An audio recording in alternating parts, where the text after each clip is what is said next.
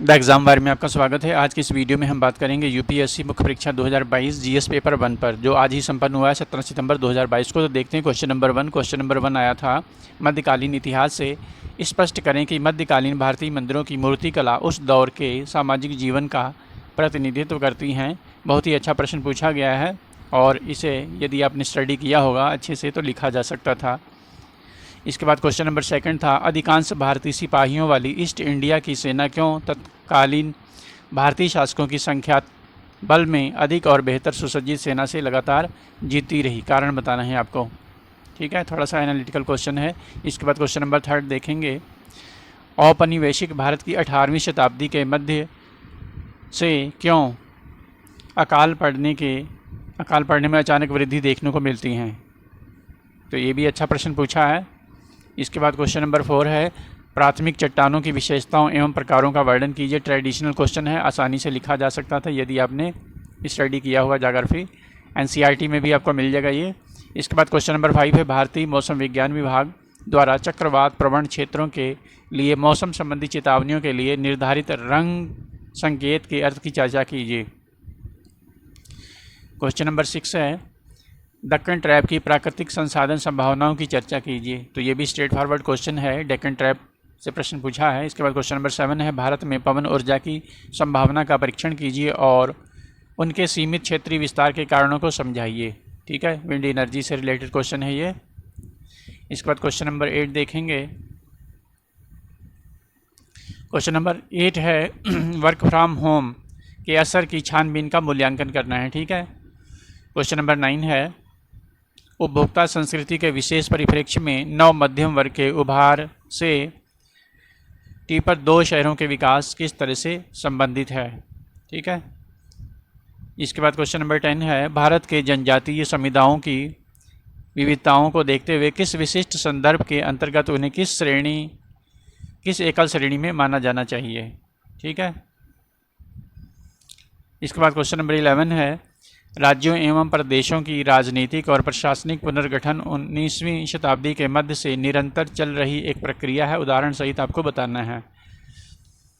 Question number 12 है, गुप्त काल से भारतीय परंपरा और संस्कृति में गुप्त काल और चोल काल के योगदान का मूल्यांकन करना है, चर्चा करनी है आपको। ये भी स्ट्रेट फॉरवर्ड क्वेश्चन है, आसानी से लिखा जा सकता था। इसके बाद क्वेश्चन नंबर 13 है, भारतीय मिथक कला और वास्तुकला में सिंह एवं वृषभ की आकृतियों के महत्व पर चर्चा करनी है। ठीक है।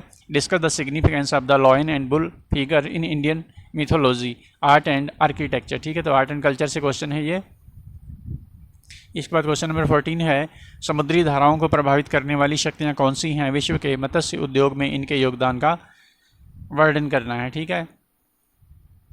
What are the forces of that influences ocean currents, describe their role in fishing industry of the world. Question number 15 देखेंगे, रबड़ उत्पादक देशों के वितरण का वर्णन करते हुए उनके द्वारा सामना किए जाने वाले प्रमुख पर्यावरणीय मुद्दों को इंगित करना है। ठीक है। Describing the distribution of rubber producing countries, indicate the major environmental issues faced by them. इसके बाद क्वेश्चन नंबर 17 है, अंतर्राष्ट्रीय व्यापार में जल संधि एवं स्थल संधि के महत्व का उल्लेख करना है आपको। ठीक है, जल संधि और स्थल संधि के इंपॉर्टेंस क्या है इंटरनेशनल ट्रेड में। क्वेश्चन नंबर 17 देखेंगे, क्षोभ मंडल वायुमंडल का एक महत्वपूर्ण परत है जो मौसम प्रक्रियाओं को निर्धारित करता है। ठीक है, कैसे? जो क्षोभ मंडल है वो वायुमंडल की ही एक महत्वपूर्ण परत है, मौसम प्रक्रियाओं को निर्धारित करता है, तो आपको बताना है कैसे। ठीक है।